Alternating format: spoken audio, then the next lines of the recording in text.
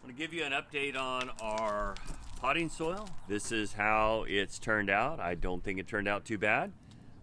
We started with some compost that we process here on the ranch, and then we added the peat moss that we talked about yesterday. This is going to help with the moisture and holding the moisture in the soil so that we don't have too much moisture and there's no root rot. We're going to add some perlite.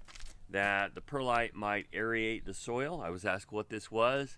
After a little bit of research, I found out that it was volcanic glass at the heat to over 1,000 degrees, and it pops like popcorn, and it gives a consistency a lot like styrofoam.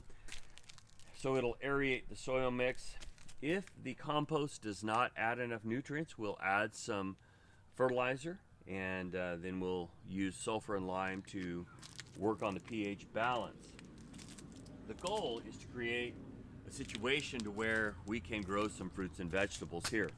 This is what we're really talking about in our devotional today in Luke 20, 9 through 19. I would encourage you to read that section. But what's going on here is we have a landowner that is going to plant a vineyard. So he does. Then he has to go away for a while, so he puts some tenants in charge.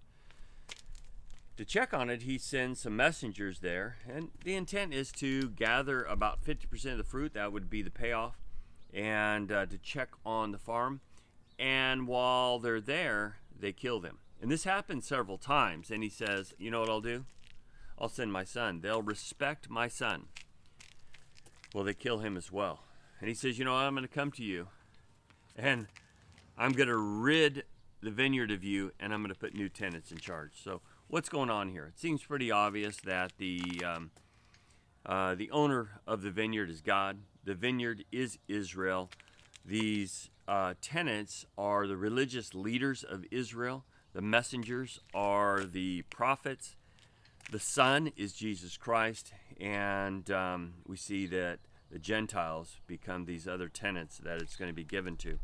We see representation in the Old Testament where the messengers of God were treated very poorly. Jeremiah, Zechariah, these were prophets that the people would not receive. They didn't receive the message. And that even carries on to Jesus Christ. They did not receive him at all.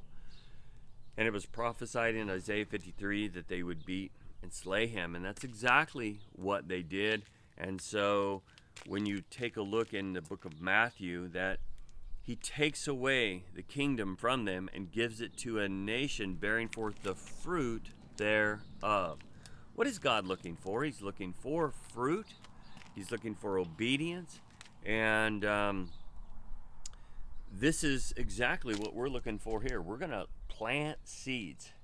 And we want germination. And so after 7-10 days, we're going to be looking for some germination.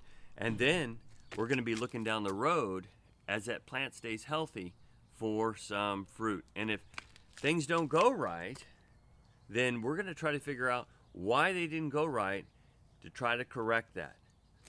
You know, when the gospel is sowed in our hearts and we know that what has separated us from God is our sin, and God, even while we were enemies with him, sent his son to die for us.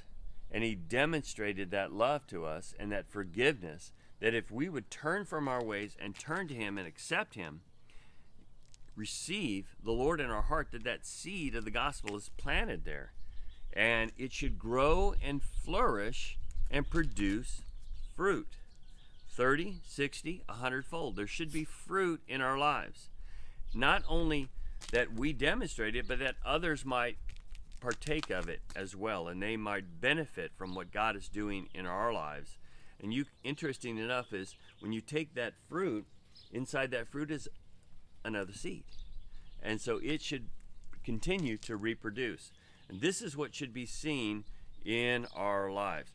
We should be a fruitful vineyard. So I'm not sure what you're working on around your place, if it's something like this. But I hope God is doing a little bit of work in your life. And I hope you're in the Word of God and it's in you. And there's fruit that's being demonstrated, seen there's evidence. May God richly bless you. Thank you so much for tuning in.